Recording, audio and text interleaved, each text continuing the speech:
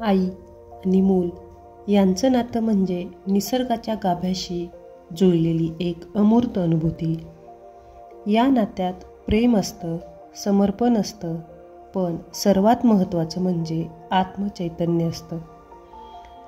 लेखक यशवंत पाटणे यांच्या सुंदर जगण्यासाठी या पुस्तकातील आत्मचैतन्याचा संस्कार हा लेख याच आई मुलाच्या नात्याला एका नव्या दृष्टीने उलगडतो. या लेखातून आपल्याला उमगते की फक्त शरीराने नव्हे तर आत्म्याने जोडलेले नातं हेच खऱ्या अर्थाने जगणं शिकवतं.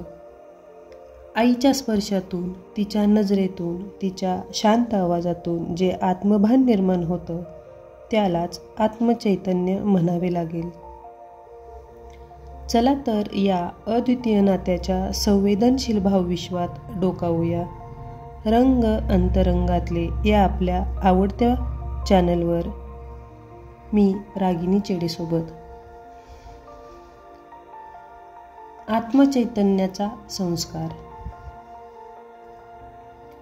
आपली संस्कृती मातृदेव भव हा चैतन्य मंत्र देते.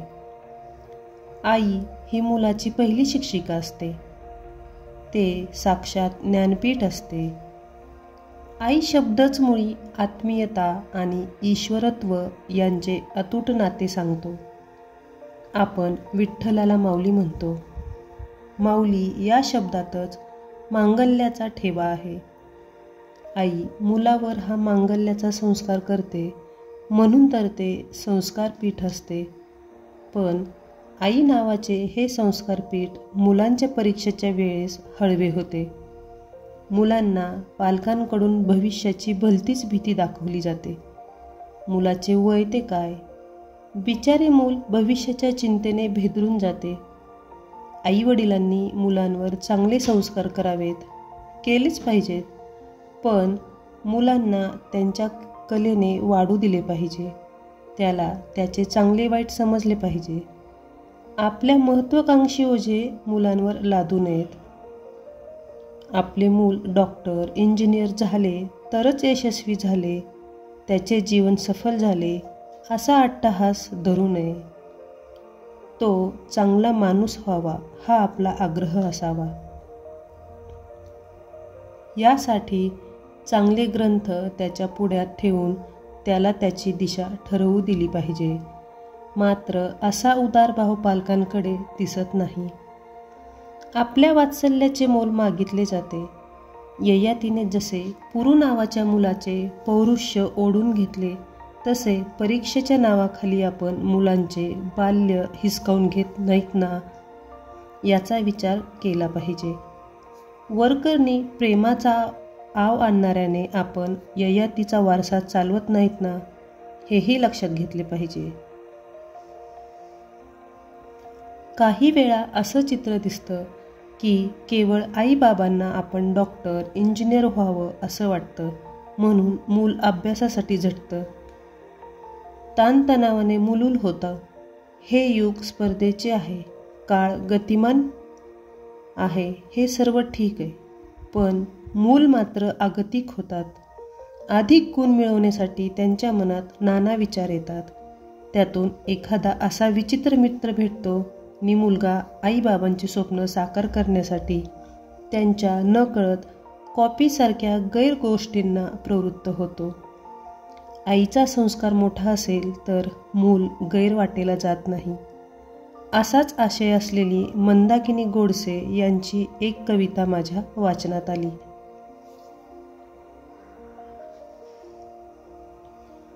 काल थोडं आईशी खोटं मी बोललो. सरांकडे जातो सांगून पिंट्याकडे गेलो. परीक्षेत सायन्सची वाटत होती भीती म्हणून खिशात काढून ठेवली प्रयोगाची आकृती. पिंट्याचं बघून मीही शर्टाच्या आत गणिताची सूत्र लिहिली बारीक अक्षरात. संध्याकाळी आईसोबत देवासमोर गेलो. नमस्कार करताना पार गडबडलो. आई म्हणाली, आज तू का असा दिसतोस? रोजचेच श्लोक म्हणतानाही सारखा अडखळतोस. तेव्हा मात्र खरंच सांगतो रडावंसं वाटलं. कुशीत शिरून आईला खरं सांगून टाकलं. आई म्हणाली, स्वतः शिकशील तेच सोबत येईल. शर्टावरती लिहिलेलं सारं धुवून जाईल. स्वतः होऊन कबूल केलंस आता हलकं हलकं वाटेल. खरं असतं तेवढंच सोन्या आपल्यापाशी टिकेल. कळीचं फूल होण्यासाठी हा संस्कार महत्त्वाचा आहे. आईवडिलांच्या दांडक्या महत्त्वाकांक्षेने व वेड्या अट्टहासाने कित्येक कळ्या उमलण्यापूर्वीच मरगळून जातात. या कळ्या फुलण्यासाठी, डौलाने डुलण्यासाठी त्यांच्यावर हळूवार प्रेमाची फुंकर घालावी, मायेचा अलगद स्पर्श करावा नि लेकराला सांगावे, बाळा, परीक्षा म्हणजे आयुष्य नव्हे. परीक्षेची भीती काय बाळगतोस? प्रामाणिक प्रयत्न कर, आत्मविश्वास बाळग, एकाग्र हो, यश हमखास मिळेल. मग मुलाला दिलासा लाभतो. आकाशाला गवसणी घालावी एवढी ताकद निर्माण होते.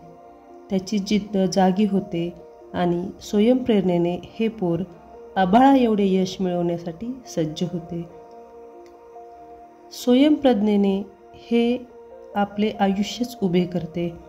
आयुष्य नावाच्या परीक्षेत ते सतत उत्तीर्ण होते. यासाठी मुलांचे आत्मचैतन्य जागवण्याचे काम आईबाबांनी करावे आणि बालपणातच त्यांच्या सुंदर जगण्याचा पाया घालावा.